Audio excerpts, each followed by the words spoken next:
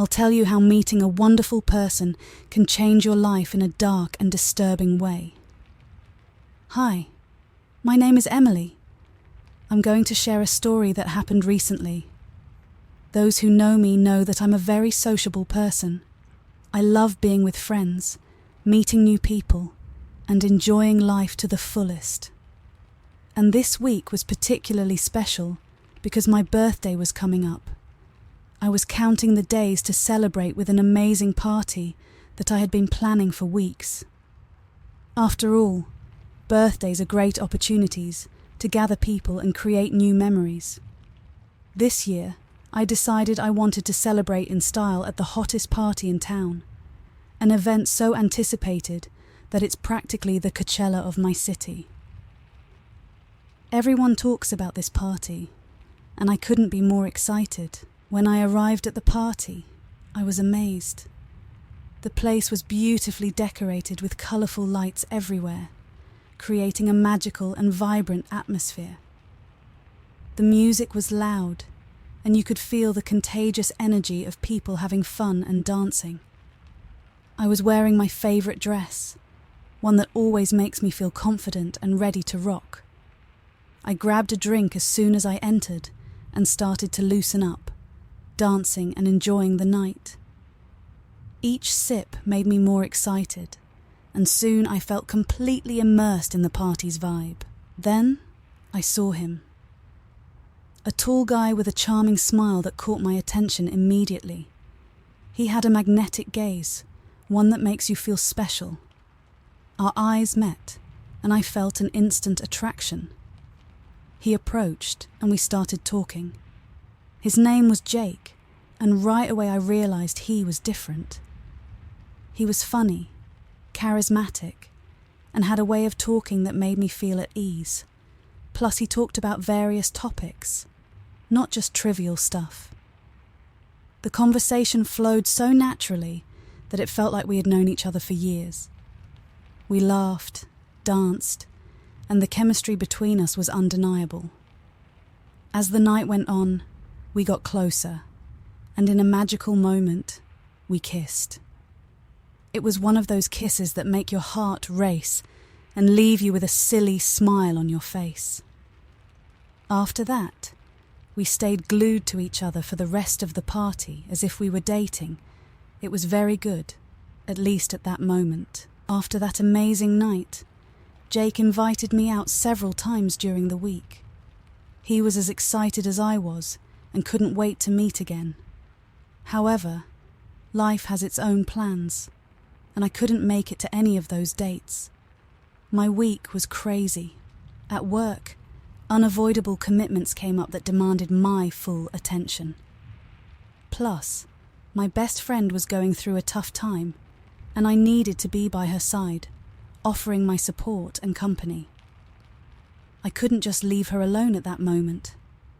To complicate things further, my parents decided to throw a surprise family celebration for my birthday, which took up a good part of my free time. They wanted to celebrate with me, and I couldn't refuse.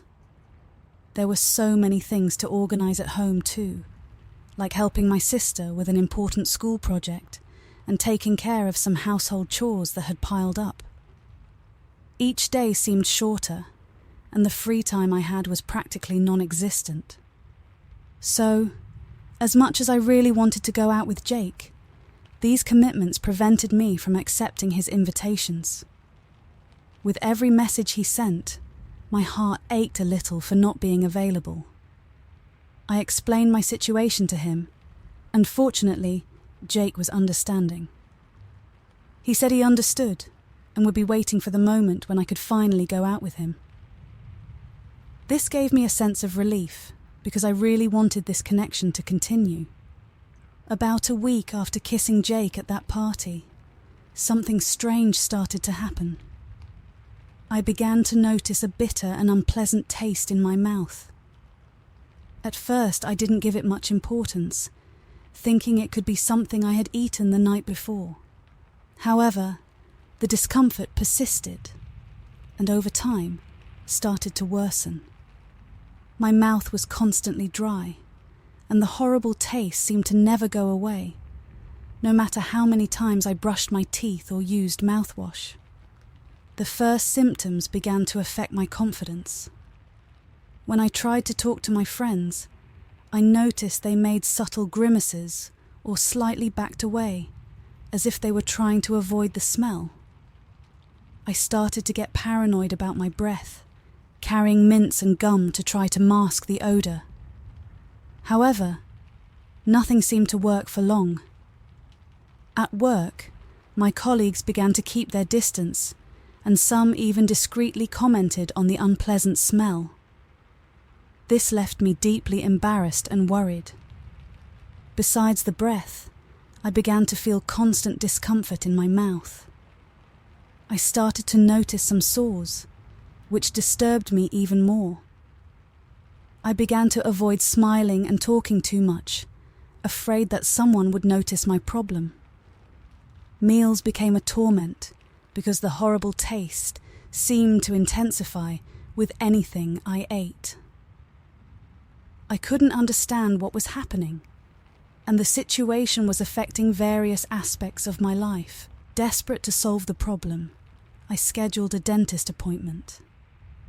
He thoroughly examined my mouth, but found nothing abnormal. Without a clear explanation, he referred me to a specialist doctor. In the doctor's office, I began to explain my symptoms in detail. He listened attentively, making notes and asking questions about my diet, oral hygiene habits, and any recent changes in my routine. After hearing everything, the doctor decided that a series of tests would be necessary to try to identify the cause of the problem. He ordered saliva tests, bacterial culture, and a complete blood test. I felt a mix of relief and anxiety. Relief because I was finally taking steps to find out what was wrong, and anxiety because I had no idea what the tests might reveal. I left the office and went straight to the lab for the tests. The process was quick, but the wait for the results seemed endless. In the following days, the anxiety only increased, and my mind kept thinking about the possibilities. Could it be something serious? How could I have contracted such a persistent infection? Finally, the test results were ready, and I returned to the doctor's office for evaluation. He had a serious expression when I entered the room, which increased my worry. I sat down, and he began to explain the test results in detail. That's when he made a shocking discovery. I was infected with a rare bacterium found in decomposing meat. The doctor was perplexed by the diagnosis. He asked me several times if I had eaten spoiled meat recently, but I couldn't remember anything that could have caused it. He explained that the bacterium was extremely rare and usually found in severe food poisoning cases. Specialists were consulted, and various theories were discussed. Some suggested that I might have contracted the bacterium through indirect contact, perhaps by touching something contaminated and unknowingly bringing my hand to my mouth. Others thought it could have been through an open wound that came into contact with something infected. Nothing made much sense. The tension increased as I and the doctors searched for answers, trying to understand how such a bizarre infection could have happened to me. During all this time, Jake continued to send messages and invite me out. He seemed genuinely concerned when I explained that I was feeling unwell because of the mouth problem. His messages were always kind and thoughtful, asking how I was feeling and if I needed anything. He sent me links to medical articles, home remedies to ease the discomfort, and even funny videos to try to cheer me up. This constant care and the feeling of loneliness I was experiencing began to affect me. I decided that I needed to get out of the house a bit, and despite my discomfort, I accepted an invitation to go to his place. When I arrived, I was greeted with a warm hug. Jake seemed happy to see me, but I soon noticed something strange. Jake's house was clean and well decorated, with modern furniture and cozy lighting. However, there was a strange smell that I couldn't identify. At first, I thought it might be something in the kitchen, maybe spoiled food. But the more I moved around the house, the clearer it became that the smell was coming from one of the rooms. Curious, I tried to open the door to see what was causing that smell, but Jake quickly intervened, forcefully closing the door and showing visible discomfort. He justified it by saying that the room was messy and that he didn't want me to see it. His exaggerated reaction made me suspicious and uncomfortable, but I tried to ignore it, thinking I was being paranoid. While we were in the living room, Jake offered me a drink. He said he had prepared a special cocktail for me to help me relax. As we drank, I noticed that Jake had an extensive collection of books and documentaries on true crimes. There were photos and newspaper clippings about various famous serial killers, including Jeffrey Dahmer. Jake's enthusiasm when talking about these cases made me even more uneasy. He spoke with a gleam in his eyes, as if discussing his favourite hobby, which only increased my discomfort. As Jake continued to talk about his books and documentaries, I started to feel a slight dizziness. I tried to focus on the conversation, but the room seemed to spin. I asked Jake if he could bring me a glass of water, and he promptly got up to fetch it. I took advantage of the moment to send a last message to my friend, saying that something was very wrong. When Jake returned with the water, I began to drink quickly, hoping the dizziness would pass. However, instead of getting better, I started to feel increasing weakness. My muscles became heavy, and my vision began to darken. I looked at Jake, trying to say something, but my voice came out weak and indistinct. Before I could react, everything went black. I woke up in a dark and stuffy place. My hands and feet were tied to a chair. The horrible smell I had noticed earlier was now overwhelming, filling every breath I took. I tried to move, but the restraints were tight, cutting off circulation in my wrists and ankles. As I looked around, I realized I was in a dimly lit room, with no visible windows, and lined with acoustic foam on the walls. Those foams definitely muffled any sound inside, creating an even stranger silence that increased my despair. Panic began to take over as I realized where I was. The room Jake had previously locked. In the dim light, I could make out Jake's figure. He was standing in front of me, watching me with a look that mixed curiosity and coldness. "I really liked you, Emily," he said, his voice calm and controlled. "But you had to be curious. You had to try to get in here. Now I have no choice." My attempts to speak were futile. My mouth was dry, and my voice was just a whisper. Jake continued talking, explaining that he had always been fascinated by criminal cases, especially Jeffrey Dahmer. He described in horrifying detail how he planned to kill me and what he would do afterward. Each word that came out of his mouth made my stomach turn, and my heart beat faster. As he spoke, I desperately tried to think of a way to escape. The room was full of strange objects, many of which looked like improvised torture instruments. The combination of the nauseating smell and the paralyzing fear made it difficult to think clearly. Time passed indistinctly, but every minute felt like an hour. Jake continued to talk about his plans, completely oblivious to my growing terror. Suddenly, I heard a muffled noise from upstairs. My heart leaped with hope. Jake heard it too, and stopped talking, his expression changing from calm to worry. He told me to stay silent if I didn't want to die in an even more cruel way. The noise increased, and soon it was clear that they were heavy footsteps. Jake cursed quietly and left the room, locking the door behind him. Panic mixed with hope as I heard the commotion outside, shouts, orders, and then the unmistakable sound of a battering ram breaking down the door. The room door burst open, and the light from the flashlights flooded the room. Police officers quickly entered, weapons drawn, their eyes scanning the room before finding me. I was overwhelmed by such intense relief that I almost fainted again. They quickly cut my restraints and took me out of the house, where an ambulance was already waiting. As I was examined by paramedics, the reality of what had happened began to solidify. The police entered Jake's house and began to search every room.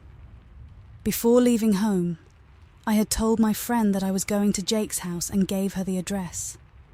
I agreed to send messages every 30 minutes to ensure everything was okay.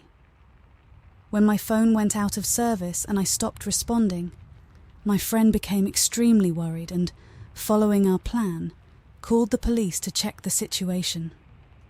What the police found was more horrible than anything I could have imagined. There were decomposing human remains hidden in the locked room, confirming that Jake was, in fact, a cannibal serial killer. The bodies were in an advanced state of decomposition, and the nauseating smell I had felt was explained by this terrible discovery. Additionally, in the house's freezer, the police found the remains of other women and even men, stored in a macabre manner. The evidence was indisputable and horrifying, revealing the true monster that Jake was. The revelations about Jake's past and his motivations were even more disturbing, showing a pattern of violent behavior and a sick obsession with macabre acts. The smell I had felt was explained by the decomposing bodies. The rare bacterium that infected me also made sense now. I had probably been exposed to it by kissing Jake. Just thinking about it made my stomach churn, and I vomited. The shock and horror of this discovery left me shaken. Knowing I had been so close to a monster, and death left deep emotional scars. The police continued the investigation, trying to find out how many victims Jake had and better understand his disturbed mind. They discovered that Jake not only kept decomposing human remains inside a barrel in the locked room, but also in the house's freezer, where they found parts of other women and even men. For me, life would never be the same. Recovery was a long and painful process. Physically, the effects of the bacterium still required ongoing treatment, but the emotional impact was even more challenging. I began attending therapy sessions to deal with the trauma and recurring nightmares. My friends and family were invaluable support during this period, helping me rebuild my life and find a new sense of normality. Looking back on that night was now difficult, but I knew I had done the right thing by following my instinct and seeking help. The police informed me that Jake was in custody and would face a fair trial. Knowing that he couldn't hurt anyone else gave me some peace. But the journey to overcoming the trauma was just beginning. What haunted me the most was how much I had trusted Jake. How could I have been so blind to his true nature? Jake seemed to be an amazing person, charismatic, attentive, and always willing to help. This repetitive thought led me to severe self-criticism, but over time, I learned to be kinder to myself. Psychopaths often hide behind social masks, appearing to be wonderful people, but are actually selfish and narcissistic. My experience also made me realize the importance of being alert and trusting one's instincts. Subtle signs of suspicious behavior, which I initially ignored, now seemed obvious. If my story could serve as a warning to others, perhaps I could find some meaning in all the horror I experienced. Therapy became an essential part of my recovery. At first, it was difficult to open up and relive those traumatic moments, but my therapist was patient and understanding. Over time, I began to understand that the path to healing involved confronting my fears and not letting them define my life. Each session was a step towards rebuilding my confidence and strengthening my resilience. Returning to routine was also a challenge. Work, which was once a normal part of my day, now seemed daunting. I was afraid to interact with colleagues, worried about what they might think or say. Fortunately, my boss and colleagues were incredibly supportive. They created a welcoming and safe environment for me, allowing me to return to work at my own pace. The media also played a role during this time. Jake's story and capture became a case of great public interest. Although I tried to stay out of the spotlight, it was impossible to avoid the attention completely. Journalists tried to get interviews, and there was a morbid curiosity about the case's details. With my therapist's support, I learned to deal with this unwanted attention, keeping my focus on my recovery. During Jake's trial, I was called to testify.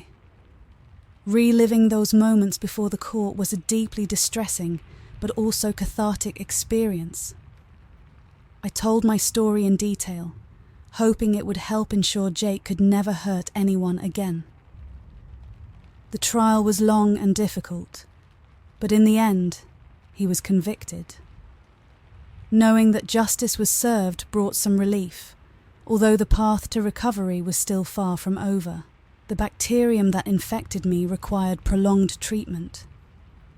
The doctors explained it was a rare and resistant type. I went through several rounds of antibiotics and regular checkups to ensure the infection was under control. It was a constant reminder of the horror I had lived through, but also of my survival. Today, I still have scars, both physical and emotional, but I don't let them define who I am. My story is a part of me, but it's not all that I am. I continue to live, love, and grow. The experience taught me about human resilience and the ability to find strength even in the darkest circumstances.